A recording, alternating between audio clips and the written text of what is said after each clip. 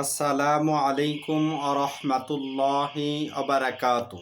সম্মানিত দর্শক ভাই ও বোনেরা, কাছে এবং দূরে থেকে যারা আমাদের এই অনুষ্ঠান দেখতেছেন সকলকেই জানাই আন্তরিক মোবারকবাদ। আশা করি সবাই ভালো আছেন। আমি আজকে আপনাদের সামনে নিয়ে এসেছি, স্বপ্নে যদি আমরা মালা অথবা কানের দুল অথবা গলার মালা, যেটা চেন বা স্বর্ণ এরকম যে কোনো ধরনের মালা দেখতে পাই, তাহলে এর কি ব্যাখ্যা হবে? এই ব্যাখ্যা কি আমাদের ভবিষ্যতের জন্য খারাপ কিছু হতে চলেছে তার ইঙ্গিত বহন করে, নাকি ভালো কিছু হতে চলেছে? আসুন আমরা জেনে নেই নির্ভরযোগ্য কিতাব থেকে। স্বপ্নের ব্যাখ্যার ইমাম আল্লামা মুহাম্মদ ইবনে সিরিন রহমাতুল্লাহি আলাইহি তার জগৎ বিখ্যাত গ্রন্থ আত-তাফসিরুল আহলামের মধ্যে উল্লেখ করেন, স্বপ্নে মালা দেখার ব্যাখ্যা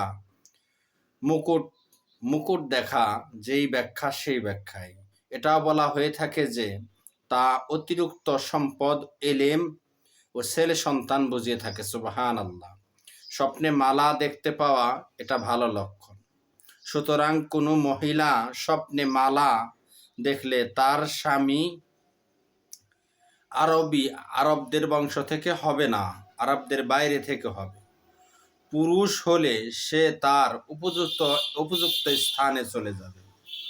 স্বপ্নে পুরুষের কানে দুল দেখলে, যদি পুরুষের কানের মধ্যে দুল স্বাভাবিক দেখা যায় না, এটা যদি দেখতে পায়, তাহলে সে গুপ্তচর হবে, সে ভবিষ্যতে গুপ্তচর হবে।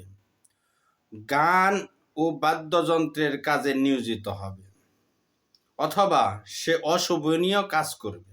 পুরুষের কানের মধ্যে দুল দেখতে পাওয়ার তিনটি ব্যাখ্যা। একটি হলো সে হয়তো গুপ্তচর হবে, না হয় বাদ্যযন্ত্রের কাজে নিয়োজিত হবে, অথবা অশোভনীয় কাজ, যেটা পুরুষের জন্য শোভা পায় না, এমন কোনো কাজে সে লিপ্ত হবে।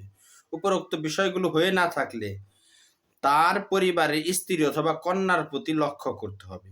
সে স্বপ্নে কানের দুল দেখলে ছেলে সন্তান, তার স্ত্রী ছেলে সন্তান প্রসব করবে, আর তার রূপার হয়ে থাকলে কন্যা সন্তান প্রসব করবে। অথবা তার পরিবারে যদি কেউ গর্ভবতী থাকে, সে যদি কানে দুল দেখতে পায়, তাহলে সেই কন্যা বা অন্য কেউ গর্ভবতী হয়ে থাকলে তারও একই ধরনের ব্যাখ্যা।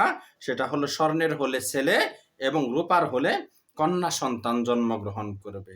আর মালা দেখার ব্যাখ্যাও অত্যন্ত ভালো এবং শুভ। আল্লাহ তাআলা আমাদের সকলকেই বোঝার তৌফিক দান করুক। আমিন।